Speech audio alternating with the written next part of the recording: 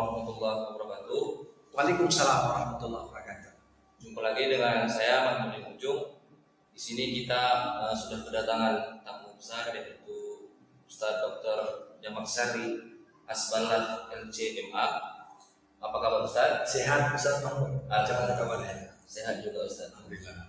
Baik Ustaz, di sini kita akan melakukan bincang-bincang hangat mengenai perguruan pendidikan Al-Manar. Ya. Jadi di sini Ustaz, sebelumnya kita nanya dulu kesibukan Ustaz ini untuk saat ini. Ya, bismillah wassalatu wassalamu ala Rasulillah la haula wala quwwata illa billah. Saat ini alhamdulillah saya memang sedikit banyak disibukkan ke beberapa kegiatan. Selain menjabat sebagai ketua yayasan di Yayasan Pendidikan Islam Al-Munawwarah ini, pengelola perguruan Al-Manar, saya juga secara aktif saat ini juga sedang menjabat dari tahun 2020 lalu sebagai rektor di Universitas Bangsa. Begitu juga aktif untuk mengajar di beberapa universitas, khususnya di program pasca sarjana. Ya. Itu kesibukan untuk saat ini ya. Betul.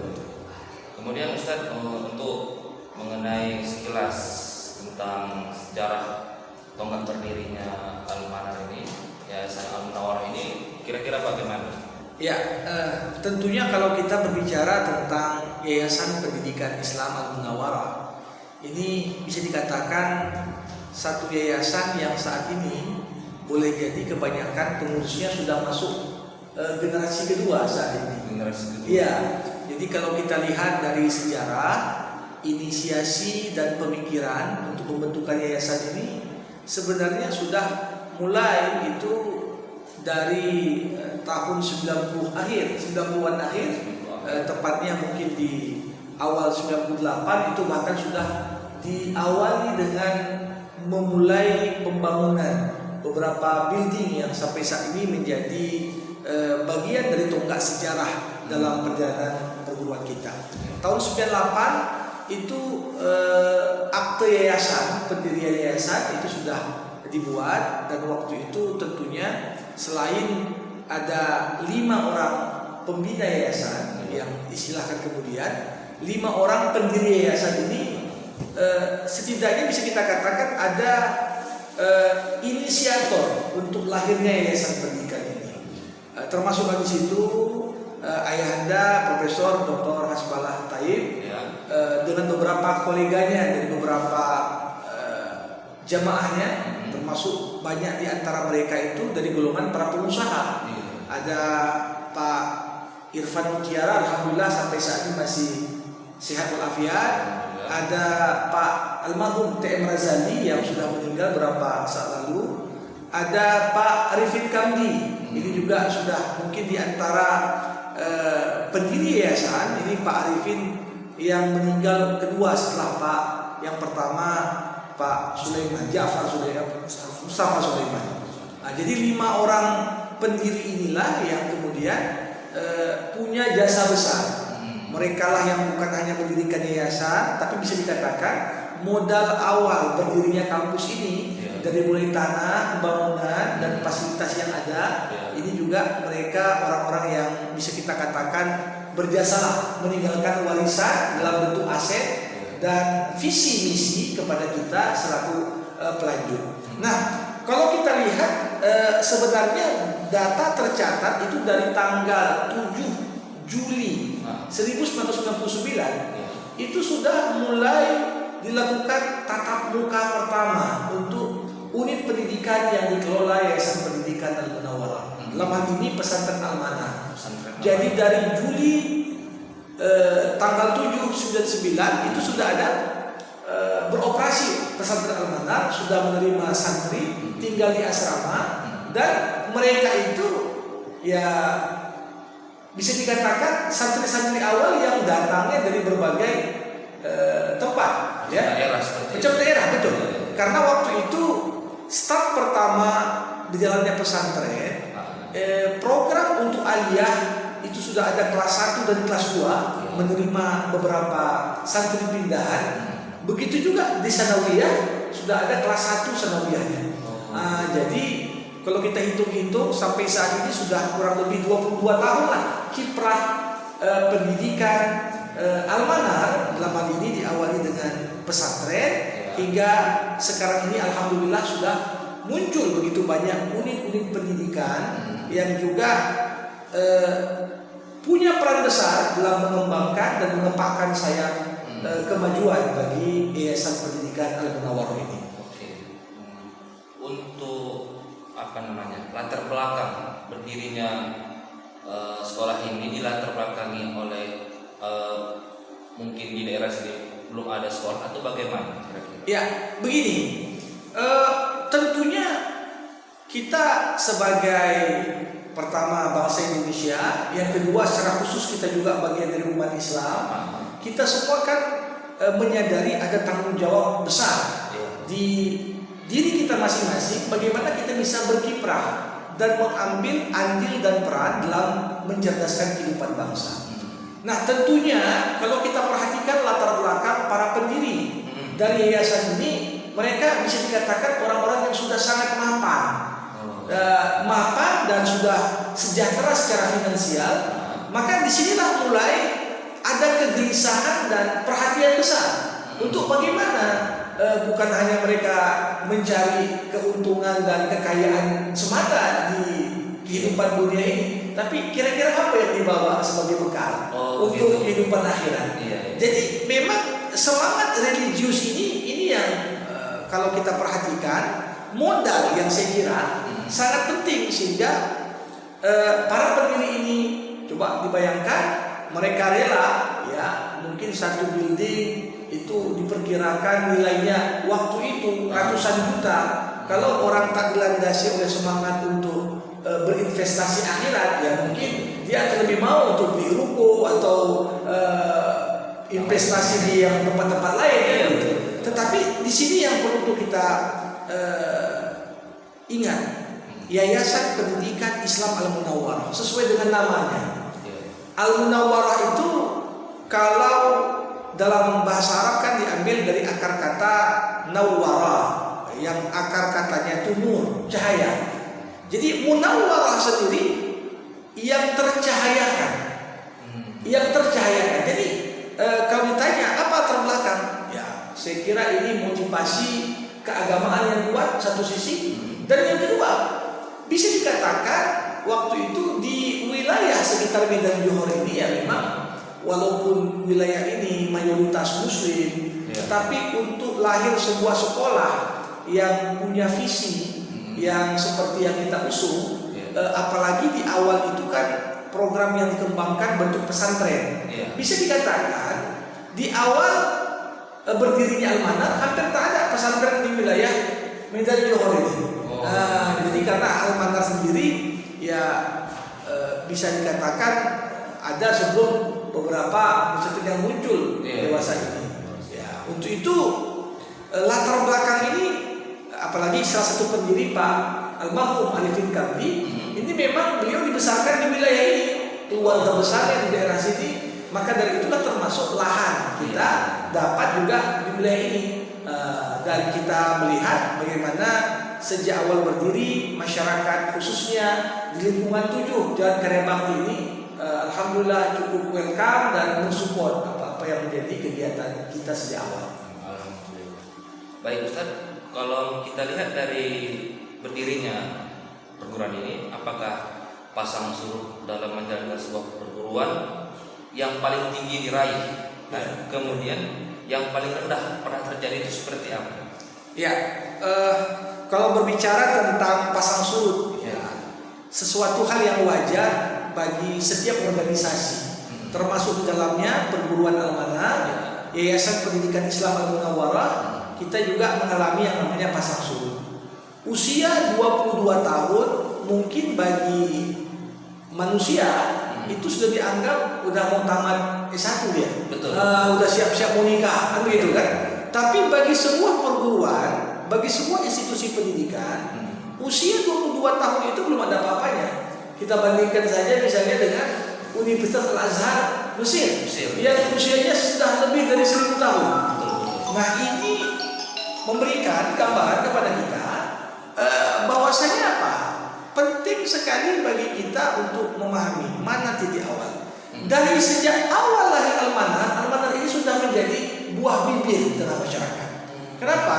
Karena hanya dalam waktu yang begitu singkat, Al-Manar ini sudah mampu menorehkan beberapa prestasi. Dan saya bisa dikatakan menjadi bagian tak terpisahkan dari perjalanan itu.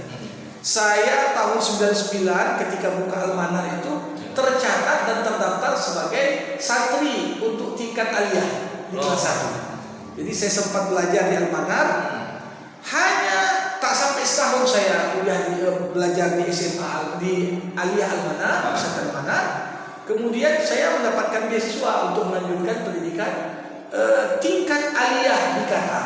Jadi saya berangkat di awal tahun 2000. Awal tahun 2000 saya berangkat.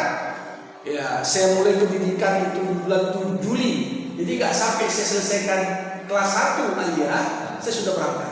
Dan ketika saya berangkat, di sana itu kita mulai membangun jejaring sesama yang pernah belajar di Al-Manar, sehingga mulai dari tahun 2000 Al-Manar itu satu-satunya pesantren se-Indonesia yang setiap tahun rutin mengirimkan siswa-siswa dan santrinya untuk melanjutkan pendidikan aliyah di sana. Jadi setelah saya itu ada saudara Fathahillah juga berangkat. Setelah Fathahillah ada Ridwan Arifin juga santri di sini. Setelah Ridwan Arifin ada lagi kita kirimkan Abdi Saputra juga alumni di sini.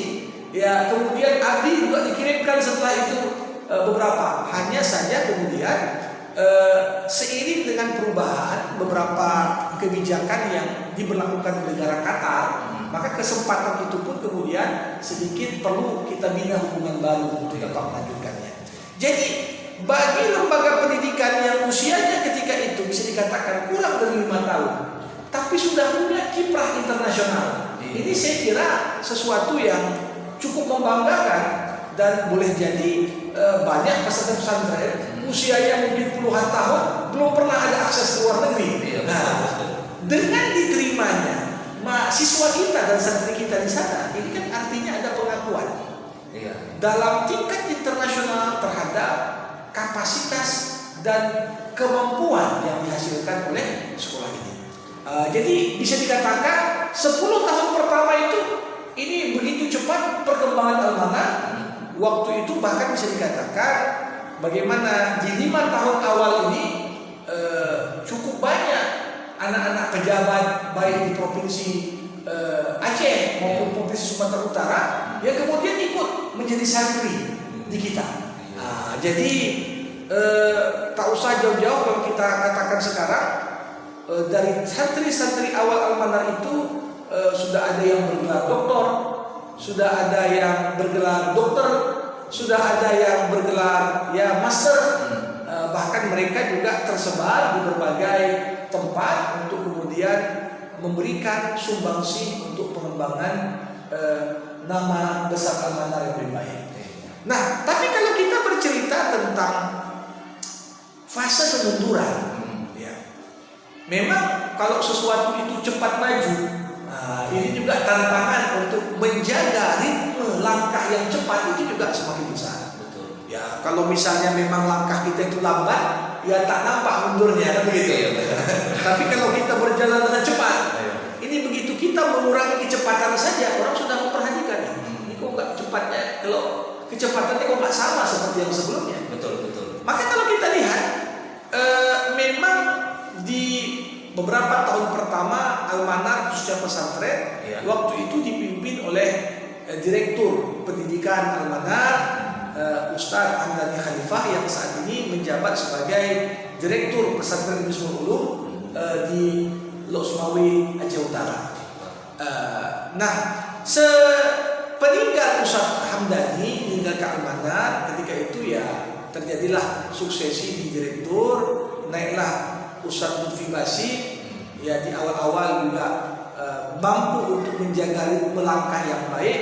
Hanya saja kemudian di akhir periode Ustaz Lutfi, beliau juga diangkat menjadi PNS, menjadi dosen kopertis di UNSU waktu itu, sehingga kesibukan beliau beraktivitas di luar pesantren ini juga tentunya sangat berpengaruh terhadap kontrol dan manajemen yang di dalam.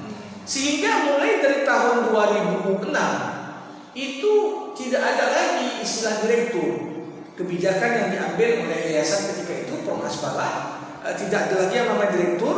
Namun ketika itu langsunglah diserahkan urusan pendidikan ke kepala sekolah masing-masing. 99 mulai pesantren beroperasi, 2004 mulai SMA Al-Manar dibuka.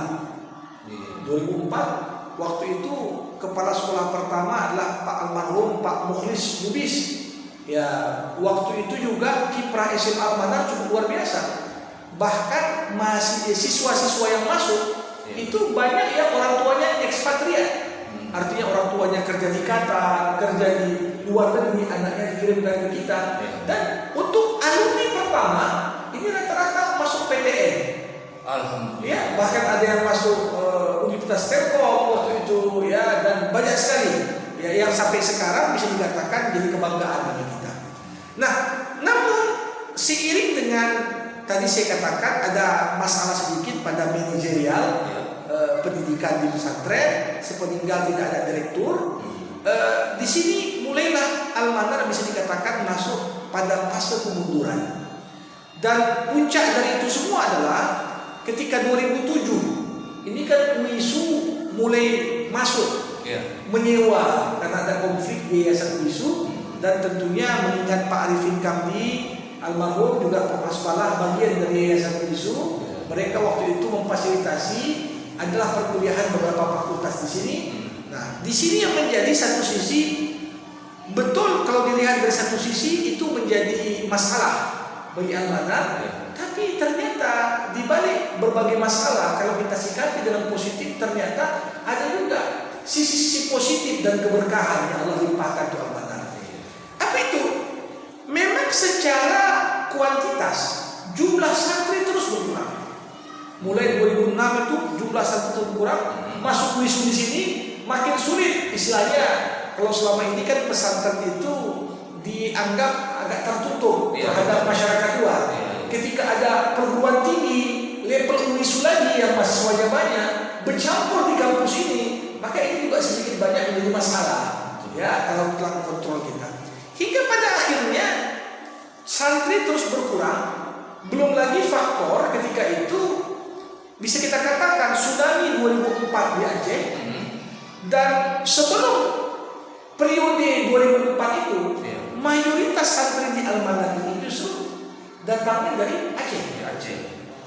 Pasca tsunami banyak sekali negara-negara asing yang membangun di sana, menyediakan sekolah untuk dikelola. Ya, pusat juga banyak membangun sekolah-sekolah bertaraf internasional di sana. Sehingga ini bisa dikatakan mengganggu juga lahan pasar Al-Manar. Betul. Bahkan ketika itu mulai dibukalah gontor di Aceh, pesantren-pesantren baru juga banyak muncul di sana, sehingga orang-orang Aceh tak lagi mengirimkan santrinya kemari. Maka ketika itu terus berkurang hingga pada akhirnya kita putuskan tidak lagi semata-mata kita tampung santri yang berasrama, tapi kita ubah beberapa kurikulum yang ada di Sanawiyah dan Aliyah menjadi kurikulum madrasah, tapi dikuatkan dengan kurikulum pesantren di luar waktu pembelajaran tatap muka. Jadi tetap ada muhadasah, tetap ada muhadharah, tetap ada kegiatan yang lain, tapi itu di luar waktu belajar di madrasah. Nah, seiring berjalannya waktu bisa dikatakan inilah tahap awal mulai Al-Manar bangkit kembali. Ya, satu sisi keberkahan di balik disewanya kampus ini oleh UISU. Selama UISU berada di sini tercatat mungkin sudah bertambah sekitar 6 building yang ada di Al-Manar. Nah, kalau sebelumnya mungkin cerita bangunan utama ada Suhandi, ada Mutiara, ada Thaibah, Lab Jepang. Ya, ini bangunan yang utama. Tapi tambahan-tambahan ini kan banyak justru saat periode UISU menyewa. Nah waktu itu ya keuntungan dari sewa ini kita investasikan ke aset. Artinya kita bangun terus sehingga seperti dikatakan kalau melihat kampus Al-Manar sekarang ini jarang kita bisa temukan kampus bisa dikatakan di tengah kota yang punya bangunan hampir sama seperti kita. Jadi secara building dan aset ya alhamdulillah ini salah satu keberkahan. Jadi saat ini alhamdulillah santri di Sanawiyah terus bertambah, di Aliyah juga semakin membaik sehingga ditopang lagi dengan kita mengurus izin operasional, dibukanya juga program SMP, SDIT. Nah, ke depan tentunya kita juga sudah ada perencanaan untuk pengelolaan pendidikan tinggi. Jadi mungkin kita awali dengan membuka sekolah tinggi di bidang-bidang tertentu di sini, yang tentunya SDM kita sekarang sedang kita terus benahi, ya guru-guru kita juga banyak yang punya loyalitas tinggi.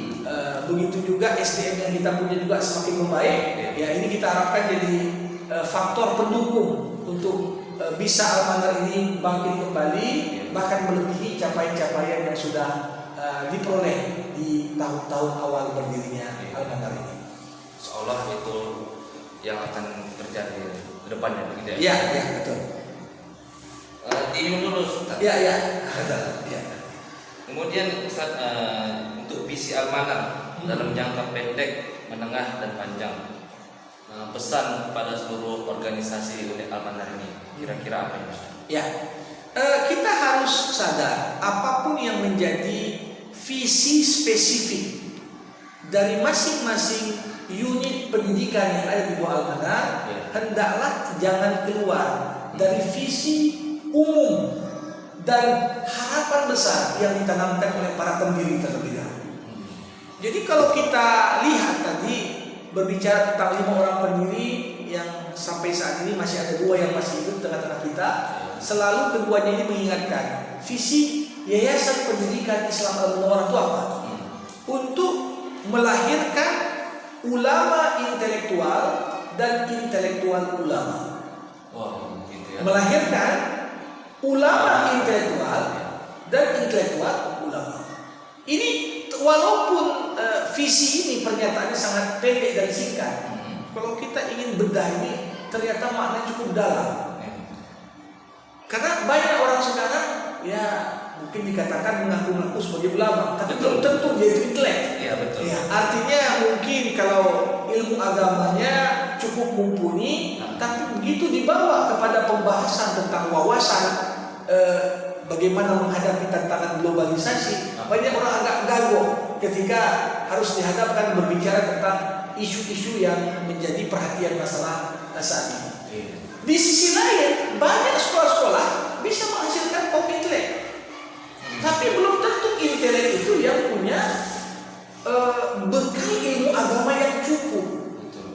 Maka dari itu, kalau kita ingin kelompokkan unit pendidikan yang ada di Al-Manar ini kan bisa dibagi menjadi 2. Ada yang fokusnya lebih kepada ilmu agama. Di situ ada Sanawiyah, di situ ada Aliyah, ditambah lagi pesantren. Ya, ini kan nuansa keislamannya lebih kuat. Ada juga unit pendidikan yang justru umumnya itu lebih dominan. SMP, SMA, walaupun di dalamnya juga ada program-program keislaman dan keagamaan yang kuat. Tapi ada juga pendidikan dasar seperti SDIT. Ini kan walaupun kita SD, tapi kita ingin tanamkan target kita minimal yang tamat SD itu minimal sudah punya modal hafal Quran 2 juz. Jadi berangkat dari ini, unit-unit pendidikan yang mengelola pendidikan agama yang lebih prioritas, ini bagaimana bisa mengejawantahkan harapan dari para pendiri melahirkan ulama yang intelektual. Ulama yang intelektual. Jadi di Aliyah pelajaran agama tetap nomor utama, tapi pandai dia dengan ilmu umum. Ya, ada yang masuk konsentrasinya di IPA, ada yang masuk di IPS. Ini kan supaya dia nggak gagal juga kalau cerita teknologi. Betul. Ya, sisi lain SMP SMA harus mampu untuk melahirkan intelektual yang ulama. Artinya kalau ngomong masalah teknologi, masalah sains, masalah bidang-bidang ilmu umum, dia bisa expert ahli di bidangnya. Tapi satu sisi pengamalan agama juga baik, hafiz Quran dia, hafiz beberapa hadis dia, yang dapat mewarnai sikap dan perilaku yang bersangkutan ketika dia berkiprah di tengah masyarakat. Ini yang tentunya jadi visi kita.